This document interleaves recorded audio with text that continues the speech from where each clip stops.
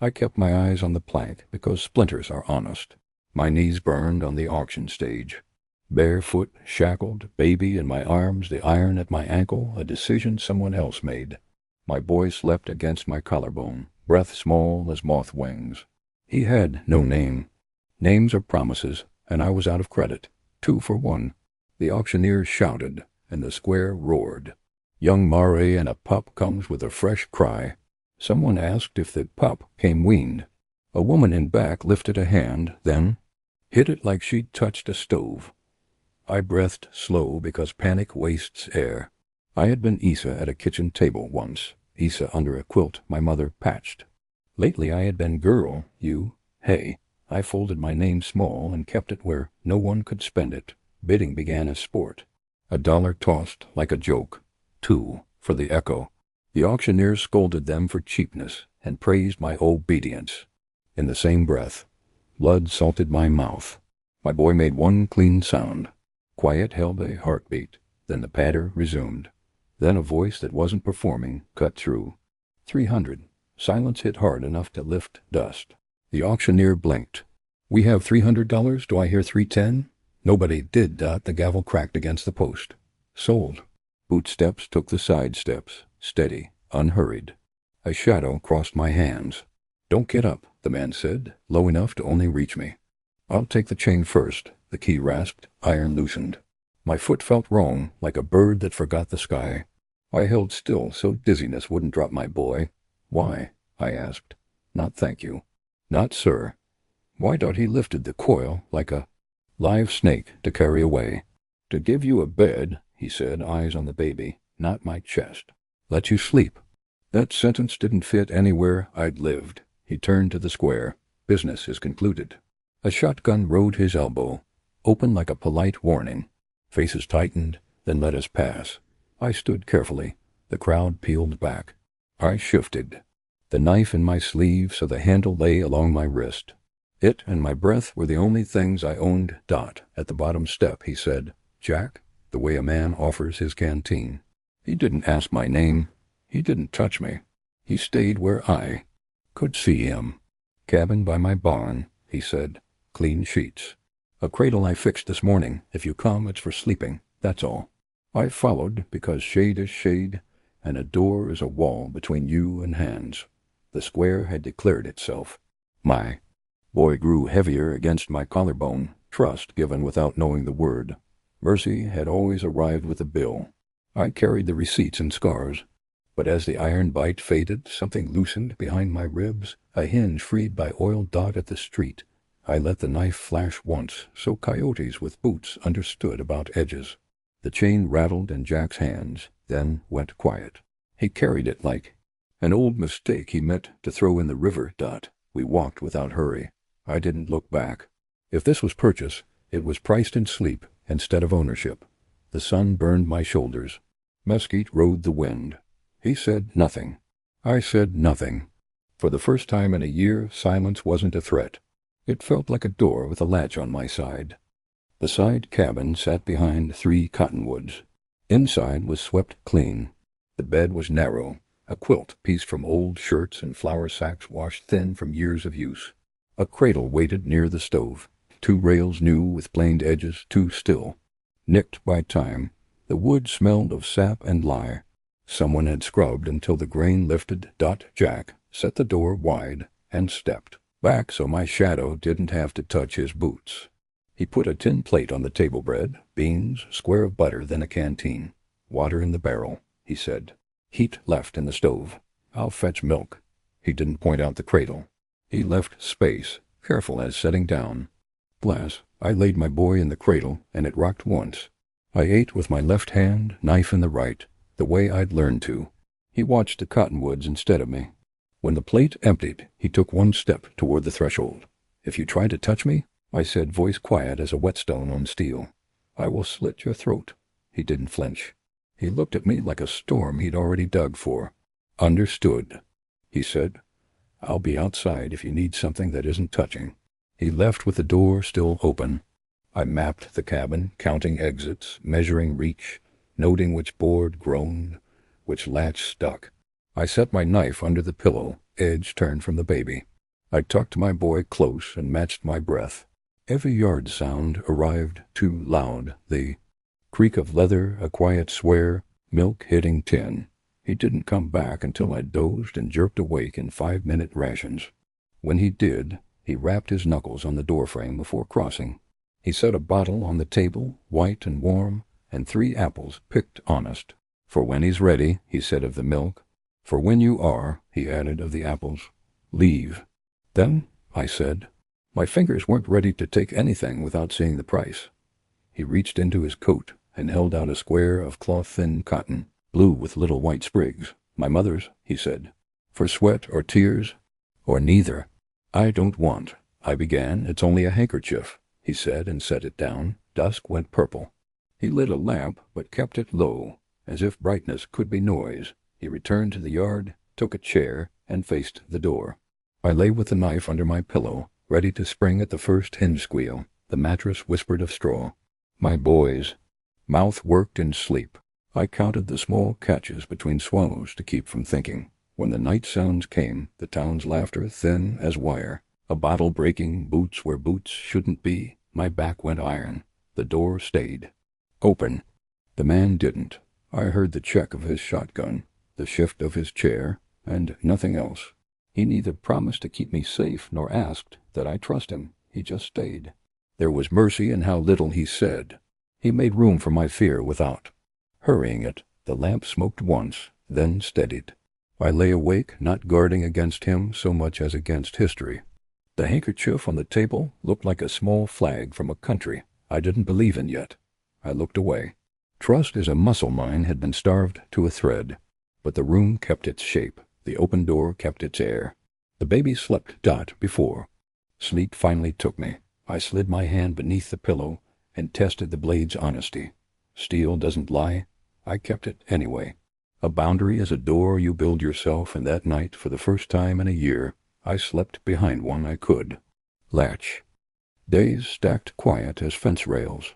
Each morning bread cooled on the step, still wearing the tin's shape. Sometimes a folded paper lay beneath pages from a book, split like kindling, a pressed wildflower sleeping between lines. He never asked. If I read, he just left stories where sleep had been laid down. My boy learned the sun by warmth on his eyelids. He took milk with both fists splayed. The cradle squeaked until I rubbed paraffin into its feet. I started humming half notes from a life I'd sworn was burned. When I heard it, I went still, like stepping on a nail, but the sound kept coming. I kept to the ranch because the town used eyes like rope. On the road to the well, I hid my knife in the apron fold and wore my face like a locked drawer. A woman tugged her child aside. The dry goods clerk tipped his hat to Jack, not me. I counted boards and exits until I could breathe. The first time he said it, he was mending the gate. "Miss Isa, would you hold that rail?" The words paused my body. Miss Isa. A courtesy wrapped around a name, wrapped around a person. I set my palm on the rail and felt the grain like proof. "No one has ever said it like that," I told him. "I was raised to mind what things are called," he said. "Else you start believing wrong." After that, the name hung in the yard. Like a bell you don't strike but still hear. When riders clattered past or the postboy shouted, he'd call Miss Isa, and I would answer from the pump of the stove, letting the syllables cross without snagging on fear. The town still called me chattel. Jack didn't correct them there. He corrected the world inside the fence. I began choosing small mercies on purpose. I soaked beans at night so morning would be kinder. I boiled the handkerchief and stitched its edge with thread pulled from a flour sack. I shaved an apple into moons, dried them on the sill, and ate them slow after dark, when the house side names grew inside me the way seeds split in poor soil. I tested them while he slept. Daniel, too righteous. Thomas, too soft. Samuel rose and settled. It was the way the M ended a hum you could rest in. I didn't say it aloud. Names are doors. You don't fling them open to the wind. 2 boys rode the fence line and called, "How much for the woman?" Jack kept oiling his saddle. "You can't afford her courtesy," he said. They laughed and cantered off. I stood behind the curtain and did not tremble. The bell of my name steadied me. That night I smoothed the book's pressed flower yellow, brittle as old sugar. Someone had saved it long before me. Now it saved a corner I'd meant to bury. I read a paragraph about a woman surviving a river, held my breath to the end, and let it out easy. When I blew out the lamp, the cottonwoods spoke their soft leaf language. I bent over my boy and gave the word I'd carried all day. Samuel. I breathed, for us alone. He didn't wake. He didn't need to. The name found its shape between us anyway. Dusk turned the yard thin and quiet. My boy slept with one fist open. I was at the pump when the gate latch clicked and 4 riders eased in. I took the knife because habit is a religion that never quits. Jack stood by the barn, sleeves rolled. The lead man carried paper rolled tight. "Evening," he said. "Registry business. Flesh-warrant notes a missing asset female, delivered recently. We'll take her back." My throat closed. I stayed where my shadow wouldn't be counted. The baby stirred. I touched his cheek to remind myself we were breath, not ink. Jack set his hammer on the fence post. The shotgun leaned inside the barn door. He didn't look at it. "At this ranch," he said, voice flat enough to slide under a door. "Property. Does not breathe." "That a sermon?" the leader asked. One man spat and missed the dust on purpose. "That a boundary," Jack said. "And a fact." The paper snapped open. By signature of Corbett, and the mother's mark. Chattel, branded recoverable upon default. I knew those letters. I had carried them as rope, scar, and iron. I had not signed. A hand pressed mine to a line and called it consent. "Show me the man who signed," Jack said. "You will produce." "The asset," the leader answered. Jack lifted his chin toward the cottonwoods. "There is a woman here who won't be turned into a line." A rider tried to look past him. Jack shifted one step and made a wall. I felt it in my ribs the way a stance can be shelter. My body remembered the square. It wanted to fold, trade. Dignity for minutes. I told it no. The knife cooled my wrist like an unsaid word. I stood outside the lamplight and let my name ring from earlier. Charm failed. The voice sharpened. "You'll be fined or worse." His hand drifted toward his. Revolver. The road behind him held 2 boys and a woman with flour. Jack turned his palm up, empty. "Bring your fines. Bring your papers. Bring the man who thinks he can buy breath. You will not cross my step tonight." We hung there while evening listened. The leader rolled his paper back into a baton. "We'll return with the marshal," he said, lying to save face. "Good evening." They turned slow so their pride wouldn't stumble. Dust walked them away. I set the knife on the pump rail. My knees wanted plank and stage, but this yard was a gate, and we had kept it. "Isa," Jack said, low. "Not miss." "Not then." I stepped until my shadow touched his boots. "My name is Isa Lorene," I said to him and to the yard. "Say it right if you say it." Jack tipped his head. "Isa Lorene," he said. He picked up the hammer, as if repairs could. Continue now that my name fit my mouth. The baby woke like he'd heard us baptize the air. He fussed and sighed. I gathered him and felt the plain welcome of speaking who I was on open ground. Paper men return. Threats are weeds, so are names when you plant them stubborn. I looked at the gate and decided to oil the hinge tomorrow, because that's what you do for doors you mean to keep using. Sleep is not a place I go so much as fight through. The first rush takes me, then the undertow. When it spits me back, I'm on the floor, palm skinned, heart galloping, a laugh hiss still leaking from the dark. My boy stirs, then settles because I do. I sit up slow so I don't wake the ghosts. I find the door by the seam of cold around it. Night breathes in juniper and old stove smoke. The yard is a low bowl of shadow. Jack sits outside like a patient rock, a lamp making a small circle. That doesn't argue with the dark. Steam lifts from a tin cup at his hand. He nods, not rising, not reaching. "You all right?" he asks, the way you ask a fence if it held in the wind.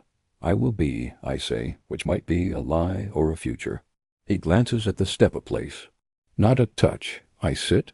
The lamp hums. He sets another tin near my heel. Tea with a leaf I can't name. He waits until the steam goes soft. I wrap both hands around the cup, because heat is a language I still read.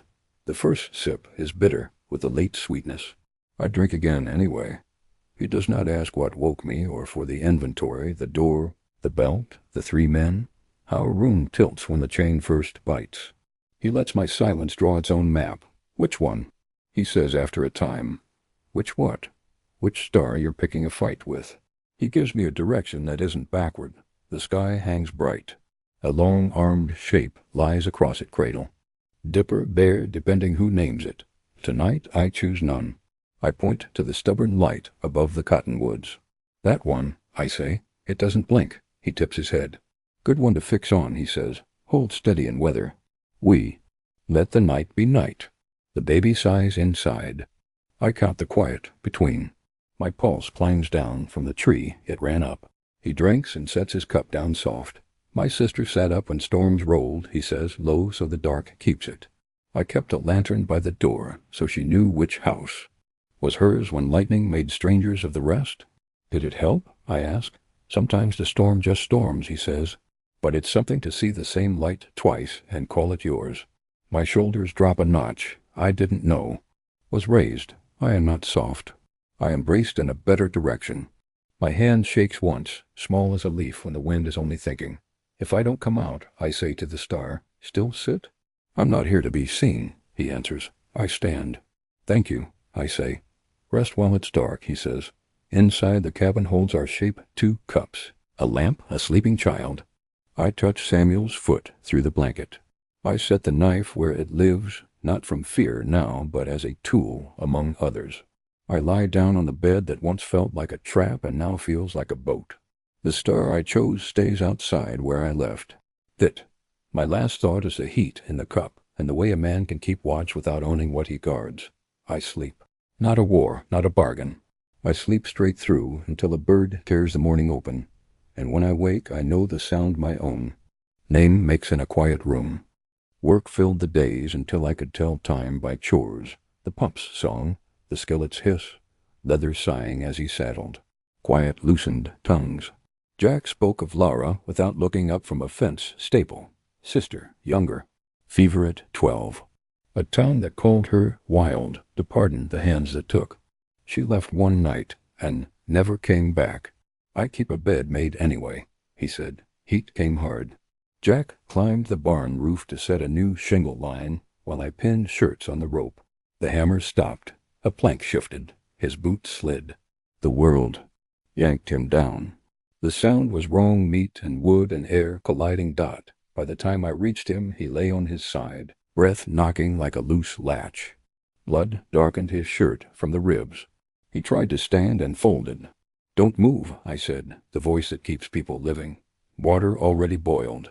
Habit prepares for weather you don't order. I cut the shirt away and washed shingle grit.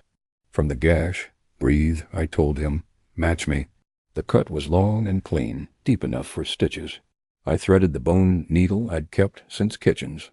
My hands trembled once memory only then steadied, because there was no one else whiskey, I said. He reached. I pushed it back. Not for you, for the fire. Steam hissed. I set a strap between his teeth. Bite. He did. The first stitch took. He grunted and didn't apologize. I counted, not numbers but names. Isa Lorene, Samuel, Lavra. Edges met. Blood slowed. Tell me something true, I said, rope over bad water. He spat long enough to say, I'm afraid of heights, and bit again. I let a thin laugh through. Too late to choose that fear. Another stitch. Another dot when the bleeding sulked more than spilled. I washed the field and wrapped it in. The last clean sheet. I pressed my palm to his chest, not romance-proof. The engine under bone kept time. I am afraid, I said, low enough for only us, but not of you. He closed his eyes and let breath go all the way out. That'll do, he said. My hand stayed one heartbeat longer than needed. Then I took it back. Choice is the difference between touch and trespass. I set him on the side cabin bed, propped him with pillows, and kept watch. When pain came bright, I poured willow tea and the smallest taste of whiskey. When fever licked the edges, I traded cool cloths until it left. Samuel slept like he knew the house had its hands full. After dark, the roof looked taller. I scrubbed blood from floorboards like it was mine. If a man bleeds under your roof and you refuse to see it, you'll step in it. later and swear it came from nowhere. On the table I left a scrap with 4 words, "Thank you for not giving up." I meant the roof, the girl in the square, the sister he keeps a bed for, and the stubborn engine under my palm. I didn't sign it. He would know the hand. When I lay down, I set the knife where it lives and realized I hadn't touched it since. The second stitch, my fear had better work. The room smelled of lye and whiskey clean, alive, almost safe. I slept with my boy on my chest, and our breath taught the dark how to behave. He came at noon, dressed like a contract, slick hair, slick boots, slick tongue. Papers rode his hand like reins. Behind him a boy held a satchel, and 2 men in dusters watched their own boots, as if they'd been told not to look brave. He smiled, as if he'd paid for the sun. "Mr. Jack," he said, voice carrying for neighbors who loved a show, "you've taken possession of a defaulted commodity. I'm here to resolve cash or return." Commodity licked up my throat like bile. I stayed in the doorway, where Samuel's breath could teach me scale. Jack stepped into the road, hat off, eyes steady, as if there were only 2 of them in the world, him and the lie. "You can take your papers," Jack said, "and you can take your language. You cannot take a woman. Law says otherwise." He unfurled the ribbon and let the pages flash like a gambler's trick. "By mark and witness, marks made under a barrel aren't signatures," Jack answered. He looked at the street, not the man. "We could filibuster the dust until dark, or we can settle what you came for." The town gathered fast as flies. Men leaned on posts. Women watched from porches with their hands in flour. A boy clambered a trough for a better view. Noon sat high and shadows were honest. "Hi, Noon," Jack said, calm as telling time. "You and me, first pull, no second shots. Blood enough to prove a point, not end a life."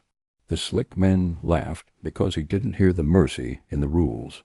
"I don't duel thieves," he said, yet he shrugged his coat off and handed it to the boy. Pride is a truer rope than any lariat. They stood 6 paces apart. The marshal wasn't here. The street became witness instead. I put my palm to the door frame, splinters in my skin, the right now of wood and heat. Samuel hiccuped, then slept on. I wanted to swallow the gunmetal air and spit it back as rain. "Draw," Jack said, and time shivered. 2 reports cracked the day. The slick man's hat jumped. His bullet chewed dirt. Jack's shot stitched a hot red button into the man's gun arm, just below the shoulder bone, spared, boast punctured. The pistol clattered. The boy yelped. The men in dusters started forward, then thought better. Jack holstered slow, open hands shone like empty plate. "Men don't buy lives," he said, voice flat enough to take a brand off a word. The sentence carried, clean and hard, into the porches and the alleys where people learned what they were allowed to think. For a breath, the street held its lungs. Then talk rose. A flock startled and released. The slick man sagged into his own pride. "You'll answer for?" he began, but his blood answered for him, running quick as a listen down to his cuff. He backed, bound his arm with his ribbon, and left with his law rolled small. I made it to the pump on legs borrowed from yesterday. The heat that had sat on my skull all morning slid behind my eyes and slammed the door. By sundown the world blurred at the edges. My skin went glass bright. My teeth ached with cold while sweat soaked my dress. Trauma has a way of collecting its debts with interest. Jack's chair made it sound by my bed. Cloth touched my forehead, cool enough to make me cry. Samuel rooted and cried. Milk came and went like weather. Jack's hands moved in the small economy of care tea, broth, water, rinse, rest. He counted my breaths with the same patience he mends a fence. 1, 2, another. When fever made the room tilt and the ceiling run, his voice anchored it. "Here," he'd say. "Lamps where it lives, doors where it belongs. I'm right here." 3 nights. He didn't leave the doorway except to stoke the stove or rinse a cloth. When shaking climbed my bones, he wrapped the blanket tighter and looked away so dignity could stay in the room. When Samuel wailed, he paced the boardwalk with the boy, tucked careful against his heart, and whispered the names of stars I'd once chosen. On the 3rd morning, the world's edge came back into focus. The floor met my feet and kept its promise. I woke to him asleep in the chair, spine crooked, mouth softened by exhaustion, a cold cup at his knee. Something in me set down a weight I'd carried since the square. He opened his eyes as if listening for a storm that had finally turned east. "You stayed," I said. "I said I would," he answered, as if that were the smallest thing. When the fever left, it was like setting down a sack I'd carried too long. At breakfast with Samuel on my lap, I said, "I want the back room for girls like me, those who ran and those who never got to." Jack set his cup down. "Then we'll build a door that only opens from their side." We walked the storeroom, apple and harness air. Our list was simple: pale blue paint, an iron bed that won't squeal, quilts that won't be rags again, a bolt inside. I scrub it until grain rose to meet my palm. The first woman came at Tuesday dusk, hands hidden in sleeves. I gave my name and asked for none. I showed her the bolt, the window that lifts, the kettle ready. She slept through coyotes, thunder, and memory loosening. Others followed worn boots, split lips, old scars, and new. Some stayed a night, some a season. A few left a line under the lamp. "Thank you for letting me be nobody," until I remembered who and were gone by sunrise. One dawn, a cry found the yard before the sun. At the gate lay a bundle in a shawl, a newborn, fists like seeds. No note. Milk. And want. I knelt so her eyes met mine. Mouth, fury, and the will to be. I gathered her because there's a line where theory ends and arms begin. Jack set a cradle by the stove. We called her Sparrow because she arrived like a sound you hear before you see the bird. The house changed its echo from shelter to purpose. That night, after rocking in the quiet, Jack stood in the kitchen with his hat. "I've got a name," he said. "It's yours if you want it, not as a debt, as a place to stand." Names used to be leashes. Now the word felt like a gate we'd built. I thought of Laura, of the bed he keeps made, of papers that tried to turn breath into ink, of women sleeping behind a bolt they control, of 2 children learning mourning. I said yes, not to live only, to build. Years don't gallop, they accrete. Paint chips. We repaint. Hinges squeal, we oil them. We hammered a sign from a fence board. I lettered it by lamplight. "Rest here." People believed it. It held where not a secret or a spectacle. Registry. Men still ride with papers. They don't pass the cottonwoods now. In the ledger for flour. I save a page for the names women take back. Some write. Some ask me to. Samuel draws stars. Sparrow toddles. Jack sits bootless on the steps at dusk. At night I write what it costs and what it pays. Mercy is a pump you keep primed. Safety is a practice you repeat. I sign with the name I chose because choosing keeps ringing. If you passed at dusk, you'd see lamplight and 4 windows, smell bread and cottonwood, hear a tune. That used to hurt. A child would laugh, and on the door a bolt would rest easy, working, and you'd know what the house is called.